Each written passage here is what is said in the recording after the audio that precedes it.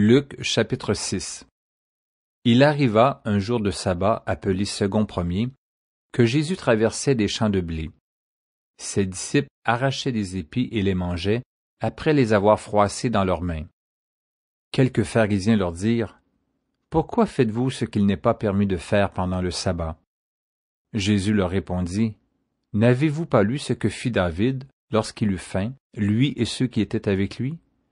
Comment il entra dans la maison de Dieu, prit les pains de proposition, en mangea et en donna à ceux qui étaient avec lui, bien qu'il ne soit permis qu'aux sacrificateurs de les manger. Et il leur dit, le Fils de l'homme est maître même du sabbat. » Il arriva un autre jour de sabbat, que Jésus entra dans la synagogue et qu'il enseignait. Il s'y trouvait un homme dont la main droite était sèche. Les scribes et les pharisiens observaient Jésus pour voir s'il ferait une guérison le jour du sabbat. C'était afin d'avoir sujet de l'accuser. Mais il connaissait leurs pensées. Et il dit à l'homme qui avait la main sèche, « Lève-toi et tiens-toi là au milieu. » Il se leva et se tint debout. Et Jésus leur dit, « Je vous demande s'il est permis, le jour du sabbat, de faire du bien ou de faire du mal, de sauver une personne ou de la tuer. » Alors, promenant ce regard sur eux tous, il dit à l'homme, « Étends ta main. » Il le fit, et sa main fut guérie. Ils furent remplis de fureur, et ils se consultèrent pour savoir ce qu'ils feraient à Jésus. En ce temps-là, Jésus se rendit sur la montagne pour prier, et il passa toute la nuit à prier Dieu. Quand le jour parut, il appela ses disciples, et il en choisit 12, auxquels il donna le nom d'apôtres.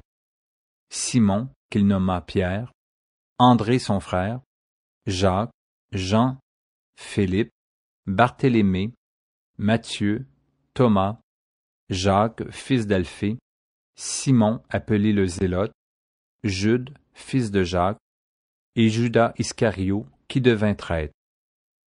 Il descendit avec eux et s'arrêta sur un plateau, où se trouvait une foule de ses disciples et une multitude de peuples de toute la Judée, de Jérusalem et de la contrée maritime de Tyr et de Sidon.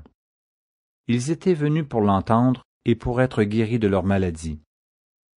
Ceux qui étaient tourmentés par des esprits impurs étaient guéris, et toute la foule cherchait à le toucher, parce qu'une force sortait de lui et les guérissait tous. Alors Jésus, levant les yeux sur ses disciples, dit, « Heureux vous qui êtes pauvres, car le royaume de Dieu est à vous. Heureux vous qui avez faim maintenant, car vous serez rassasiés. Heureux vous qui pleurez maintenant, car vous serez dans la joie. Heureux serez-vous lorsque les hommes vous haïront, lorsqu'on vous chassera, vous outragera, et qu'on rejettera votre nom comme infâme à cause du Fils de l'homme. Réjouissez-vous en ce jour-là, et tressaillez d'allégresse, parce que votre récompense sera grande dans le ciel, car c'est ainsi que leur Père traitait les prophètes. Mais malheur à vous, riches, car vous avez votre consolation. Malheur à vous qui êtes rassasiés, car vous aurez faim. Malheur à vous qui riez maintenant, car vous serez dans le deuil et dans les larmes. Malheur lorsque tous les hommes diront du bien de vous, car c'est ainsi qu'agissait leur Père à l'égard des faux prophètes. Mais je vous dis, à vous qui m'écoutez, aimez vos ennemis, faites du bien à ceux qui vous haïssent, bénissez ceux qui vous maudissent, priez pour ceux qui vous maltraitent. Si quelqu'un te frappe sur une joue, présente-lui aussi l'autre. Si quelqu'un prend ton manteau, ne l'empêche pas de prendre encore ta tunique. Donne à quiconque te demande, et ne réclame pas ton bien à celui qui s'en empare. Ce que vous voulez que les hommes fassent pour vous, faites-le de même pour eux. Si vous aimez ceux qui vous aiment, quel gré vous en saura-t-on? Les pécheurs aussi aiment ceux qui les aiment. Si vous faites du bien à ceux qui vous font du bien, quel gré vous en saura-t-on? Les pécheurs aussi agissent de même. Et si vous prêtez à ceux de qui vous espérez recevoir, quel gré vous en saura-t-on? Les pécheurs aussi prêtent aux pécheurs afin de recevoir la pareille.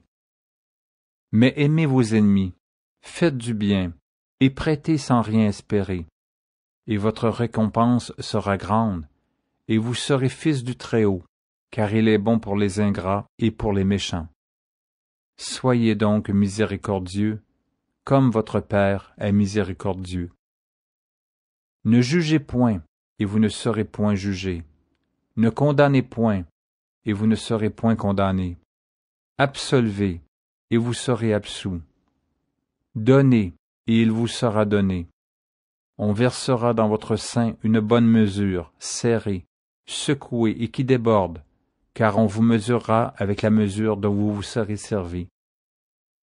Il leur dit aussi cette parabole, « Un aveugle peut-il conduire un aveugle? Ne tomberont-ils pas tous deux dans une fosse? Le disciple n'est pas plus que le maître, mais tout disciple accompli sera comme son maître. Pourquoi vois-tu la paille qui est dans l'œil de ton frère, et n'aperçois-tu pas la poutre qui est dans ton œil? Ou comment peux-tu dire à ton frère, « Frère, laisse-moi ôter la paille qui est dans ton œil, toi qui ne vois pas la poutre qui est dans le tien? Hypocrite, ôte premièrement la poutre de ton œil, et alors tu verras comment ôter la paille qui est dans l'œil de ton frère. Ce n'est pas un bon arbre qui porte du mauvais fruit, ni un mauvais arbre qui porte du bon fruit. Car chaque arbre se connaît à son fruit. On ne cueille pas des figues sur des épines, et l'on ne vendange pas des raisins sur des ronces. L'homme bon tire de bonnes choses du bon trésor de son cœur, et le méchant tire de mauvaises choses de son mauvais trésor, car c'est de l'abondance du cœur que la bouche parle. Pourquoi m'appelez-vous Seigneur, Seigneur, et ne faites-vous pas ce que je dis? Je vous montrerai à qui est semblable tout homme qui vient à moi, entend mes paroles, et les met en pratique. Il est semblable à un homme qui, bâtissant une maison, a creusé profondément, et a posé le fondement sur le roc. Une inondation est venue, et le torrent s'est jeté contre cette maison, sans pouvoir l'ébranler, parce qu'elle était bien bâtie. Mais celui qui entend et ne met pas en pratique est semblable à un homme qui a bâti une maison sur la terre sans fondement. Le torrent s'est jeté contre elle, aussitôt elle est tombée, et la ruine de cette maison a été grande.